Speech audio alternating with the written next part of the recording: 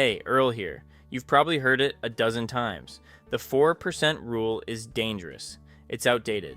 It's going to leave you broke and scraping for cat food in your old age. With today's wild markets and sticky inflation, trusting a rule from the 90s is just reckless. Here's the thing. Almost everything you've heard is wrong.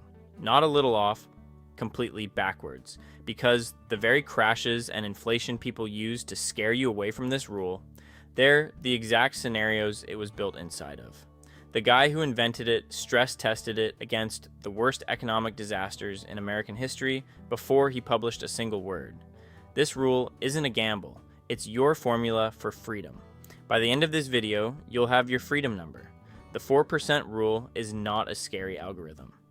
In your first year of retirement, you withdraw 4% of your total invested savings. After that, you adjust that dollar amount up each year for inflation. Say, you saved $1 million. You pull out $40,000 in year one. If inflation runs 3%, next year you take out $41,200. You're not recalculating 4% every year. You're just giving yourself a cost of living raise, same as a job. Except this job has no boss and no Monday mornings. But here's where it gets really powerful. Stop thinking of it as a spending rule. Think of it as a finish line. Instead of asking, how much can I spend? Flip the question. Ask, how much do I need to save to never have to work again? That's where the freedom formula kicks in. Here's the math. Take what you actually spend in a year. Multiply by 25. That number is your freedom number. Spend $50,000 a year. Your freedom number is 1.25 million. Live on 40 grand. Your number is $1 million even. Spend 60,000. You're looking at 1.5 million. That's it. Not a vague cloud of save as much as you can. A specific target with a dollar sign on it. Something you can track. Something you can aim at. Now, fair question. Is 25 still the right multiplier? Some researchers, including Morningstar, now suggest that a more cautious number is closer to 28 or even 30, based on today's higher equity valuations and the possibility of lower future returns. For someone retiring at 65 with a 30-year runway, 25 is still a solid starting point. But for early retirement with a 40 or 50-year horizon, aim for 28 to 30. So use 25 as your floor for a standard retirement, and 28 to 30 if you want out before 60. Now you might be thinking, Earl, where did 4% even come from? Can I actually trust something this important? This is the part that matters most, and it's the part critics always seem to skip over. The 4% rule was not dreamed up during a bull market. It was not created by someone who'd never seen hard times. It was forged in the worst financial disasters in American history. Back in 1994, a financial planner named William Bengen asked one question. What is the highest withdrawal rate that could survive the absolute worst-case scenarios in modern history? Not the average case, the worst case. He went back to 1926, 7 decades of data, and stress-tested everything. He threw the Great Depression at it. 25% unemployment, banks failing by the hundreds, the stock market down nearly 90%. He tested it against the stagflation of the 1970s, a full decade of high inflation, dead-end markets, and every financial advisor getting it wrong. And then he found the single worst retirement starting date in history, October of 1968. Right before 2 monster bear markets hit back-to-back, followed by a decade of crushing inflation. He put a retiree in that exact nightmare and ran the math. And even then, a withdrawal rate of 4.15% survived for at least 30 years. He rounded it down to 4%. That is where the rule came from. This wasn't built for the average retiree. It was built for the unluckiest retiree in modern American history. The crashes and the inflation, they're already baked in. In most historical periods, though, the rule was almost too conservative. The average safe withdrawal rate across history was closer to 7%. Retire with $1 million, and in many scenarios, leave behind 2 or 3. So, when someone calls the 4% rule risky, They've got the whole thing backwards. Okay, quick pause. If this is already shifting how you see things, hit that like button. It helps real working people find this channel. Now, let's tackle the big fears directly. Here's the first big fear people bring up, which is, what about a market crash right after I retire? What if the market drops 40% in year one while I'm already pulling money out? This is called sequence of returns risk, and it's a real thing. But here's what critics miss. That exact fear is the entire reason Bengen built the rule the way he did. He specifically tested against catastrophic starting sequences. The nightmare of retiring in 1968, right before back-to-back crashes, is the test. The rule passed it. Here's the second biggest fear, which sounds like this.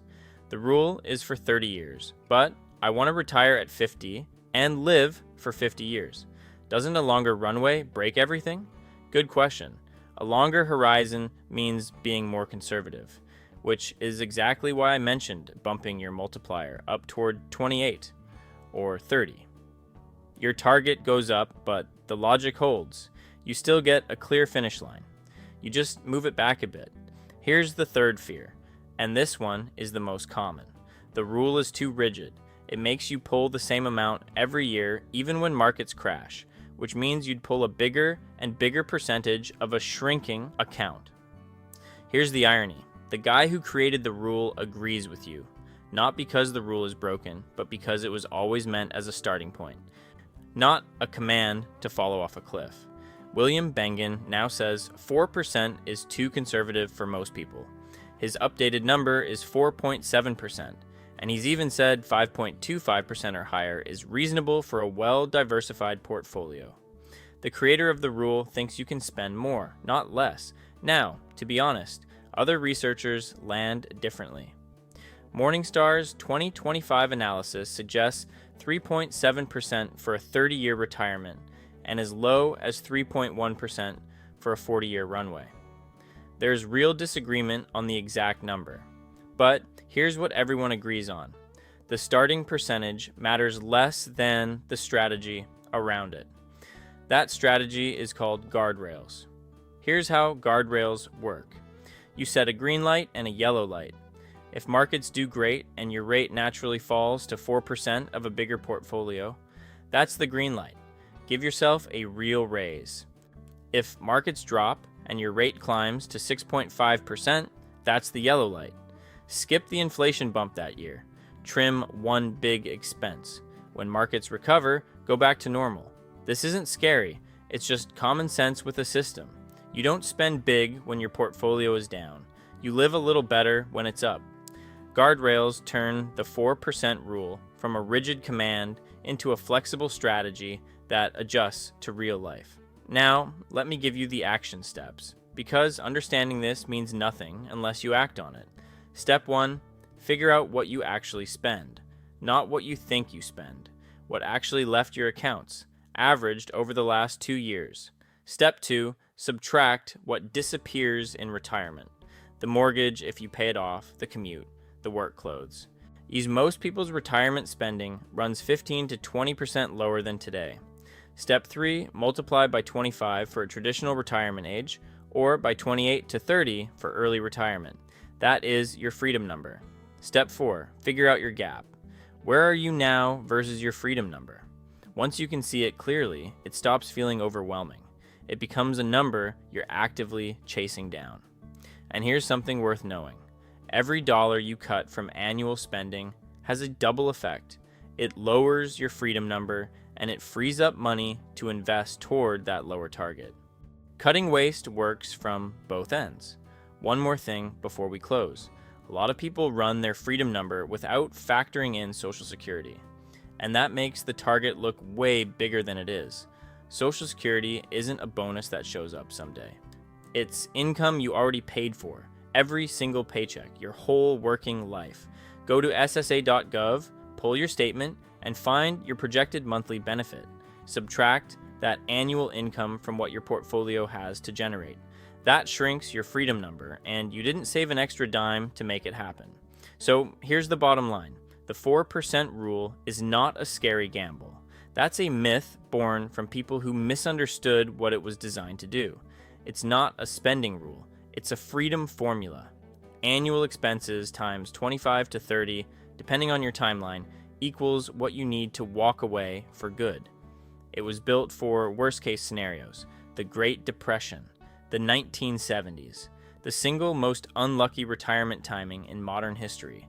That built-in conservatism is the whole foundation, and it's not rigid.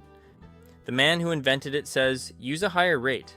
Guardrails turn it into a flexible system that adjusts with real conditions. Stop seeing this as something to fear. It's a clear target, a proven concept, and the key that unlocks your financial independence. Now do the math. Annual spending times 25 to 30. Write that number down. If you did it, type freedom in the comments and your freedom number right next to it, whatever it is. 600,000, a million, 2 million. Make it real. And if you see someone else's number, give them a thumbs up. We're all working toward the same exit. Hit that like button and subscribe if this shifted how you see things. No hype, no crypto, no just make six figures advice. Just real talk for people who worked real jobs, paid real bills, and want out before 65. Thanks for watching. I'll see you in the next one.